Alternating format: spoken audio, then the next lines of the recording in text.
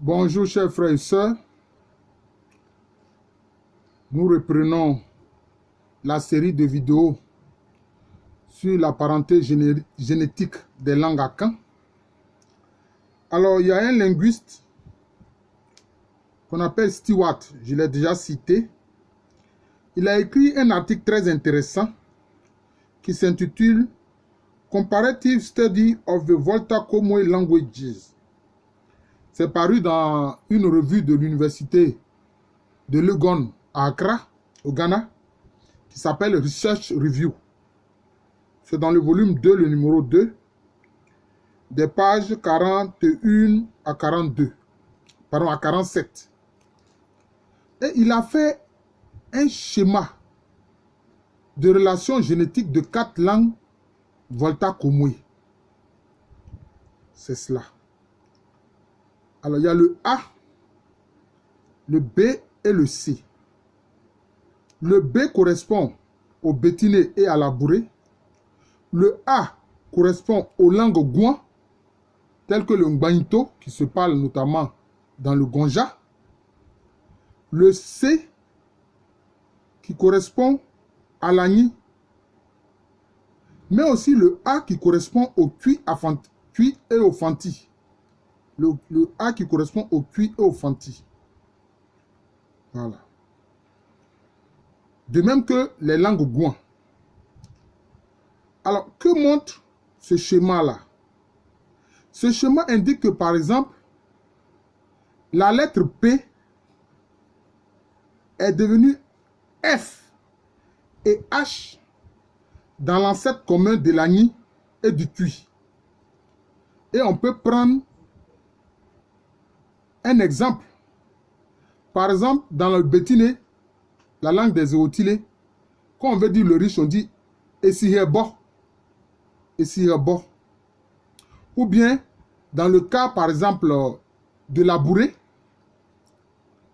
hein, si on veut dire, par exemple, sur le clan Adjeke, on va dire Adjekepoué. Vous voyez le P. Hein? En Agni, on va dire, pour le riche, Esikafoué. Ça devient F. Et en Twi, Ashanti, Esikafo.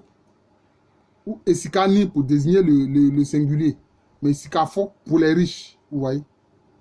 Voilà.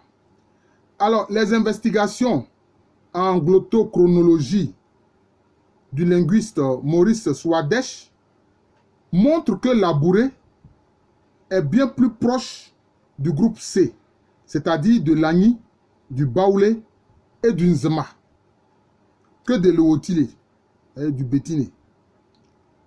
Les langues gouan appartiennent au groupe A, c'est-à-dire le Twi et le Fanti.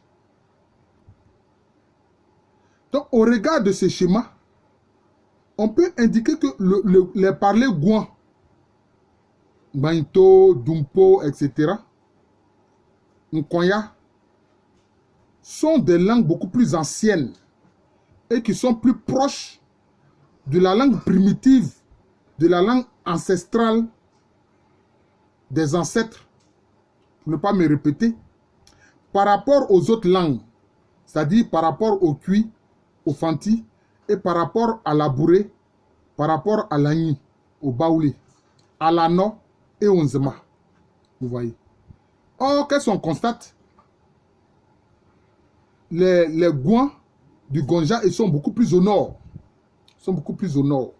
C'est pour ça que dans une vidéo précédente, je vous ai indiqué que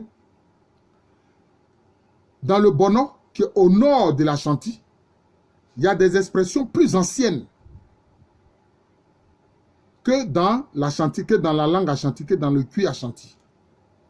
Cela veut dire que les ancêtres beaucoup plus au nord ont eu une langue qui est une langue primitive. Donc les langues beaucoup plus au sud, hein, ont découlé de la langue beaucoup plus primitive qui était au nord, comme les langues gouan. Voilà, c'est cela. Alors, qu'indique, excusez-moi, qu'indique toujours l'étude de Stewart? Stewart indique que les langues potou, c'est-à-dire le ngula des Ngbato, qu'on appelle les Gwa. Et puis aussi, le Tchamantian, la langue des Hébrieux, sont une survivance d'un ancêtre commun avec les langues Volta-Komoui, c'est-à-dire avec l'Agni, le Baoulé, l'Ano, le Nzema. Mais il est aussi indiqué que les langues Potou constituent aussi un groupe ancestral génétique qui est proche de ce qu'on appelle le Volta Potou. Disons qu'il y a une langue primitive, le Volta Potou. Alors vous voyez que là, l'auteur Stewart associe Volta et puis Potou. Volta pour Agni, Baoulé, Nzema, Ano, et puis Potou pour la langue des Gwa, le Ngula, et puis les Brié. Vous voyez. Il appelle cette proto-langue-là Volta Potou, pardon.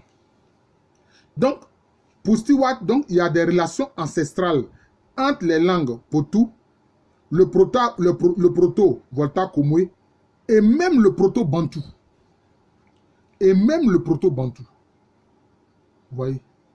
Et même le proto-Bantou, c'est-à-dire les langues qui sont parlées de l'Afrique centrale jusqu'en Afrique australe. Vous voyez? C'est cela.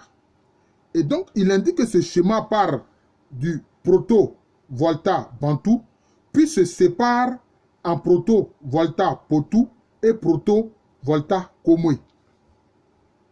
Je reprends. Il dit que ce schéma-là, ça part d'une langue primitive qu'il appelle proto-Volta-Bantou, qui va se séparer en deux branches, en proto-Volta-Potou et en proto-Volta-Komoui. Vous voyez? Parce que toutes ces langues-là, beaucoup de langues, les linguistes classent cela. Je vous montrerai le schéma. Ma prochaine vidéo va porter sur cela. Il y a un schéma justement où on voit les langues que les linguistes appellent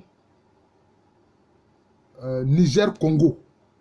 Donc, des langues qui se parlent donc, dans la boucle du Niger, hein, et puis au Congo, qui sont des langues de même famille. C'est pour ça qu'on voit ici Stewart lier justement des langues anciennes des ancêtres Akan avec celles des Bantous. Voilà. On sait que le mot Bantou veut dire simplement être humain. Hein. Le mot Bantou veut dire simplement être humain. Voilà. Donc vous voyez comment les choses sont intéressantes. Voilà. Et puis maintenant, il y a un tableau aussi qu'il fait de correspondance entre les langues Potou, c'est-à-dire le Ngula des Gwa, c'est-à-dire des Ngbato, et puis la langue des Hébrieux avec le Kui. Voilà. Donc vous voyez qu'il y a vraiment des liens génétiques entre ces langues-là, y compris même avec des langues Bantou. C'est pour ça que je dis que la linguistique montre que nos ancêtres sont communs. Nous les Africains, là, nos ancêtres sont communs. Voilà. Il ne faut pas voir le Kikongo comme étant différent de toi qui est un Agni, qui est un Ano ou qui est un Ashanti. Vous avez les mêmes ancêtres lointains. Parce que vos langues sont des langues de même famille. Alors, ici, je me suis un peu amusé. Bon, j'espère que ce ne sera pas trop long. J'ai fait un tableau qui montre, je peux dire, des liens lexicaux, c'est-à-dire des liens de mots entre la langue des Hébrieux, le Tchamantian, la langue des Gwa, c'est-à-dire des Ngbato, le Ngula, et puis l'Ashanti, le Kui. Alors, je vais les citer pour que vous voyez un peu les choses. J'espère que je vais pouvoir prononcer comme il faut. Bon, pour le Kui, je pourrais prononcer ça très bien, mais pour l'hébrieu et puis le Ngbato, ça, je ne suis pas trop sûr. Alors, par exemple, le mot creuser. Le mot creuser, en hébreu, ça se dit boum. En Ngbato, ça se dit poum. Et puis en Kui, ça se dit founou. Vous voyez? Boum, poum, founou. Voilà. Être cuit, ce qui est cuit. En hébreu, B. En Ngula, la même chose, B. Et puis maintenant, en Kui, maintenant, B. Vous voyez? C'est le même mot. Les excréments. En langue hébreu, bi. En langue Ngula, bi. Et puis maintenant, en Kui, Ashanti, bi. Vous voyez? C'est le même mot. Briser. Le verbe briser, c'est le même mot, c'est bo, bo, bo, pour les trois langues. Casser aussi, c'est la même chose. Bou, bou, bou, pour les trois. Que ce soit en hébreu, que ce soit dans la langue d'Ngbato, que ce soit dans la langue de Twi, notamment en Ashanti, c'est la même chose. Maintenant, se coucher.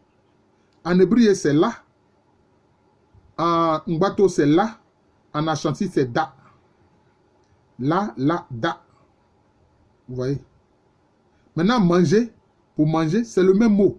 Di, manger à côté. À côté, manger, di. Maintenant, à côté, le terme de à côté, en hébreu, c'est dje. En bateau aussi, c'est la même chose, dje. Et puis maintenant, en Ashanti, c'est tien. En Twi, en Ashanti, tien.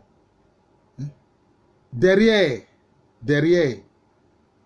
En hébreu, c'est dje. En bateau, dje.